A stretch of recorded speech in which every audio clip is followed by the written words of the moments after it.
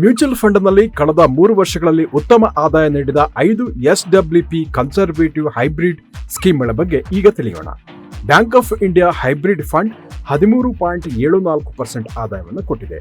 SBI magnum children benefit fund 12.39%, Parag Parikh conservative hybrid fund 11.18%, ICICI prudential income optimiser fund 10.66%, SBI retirement benefit fund 10.43% ಆದಾಯವನ್ನು ಕೊಟ್ಟಿದೆ.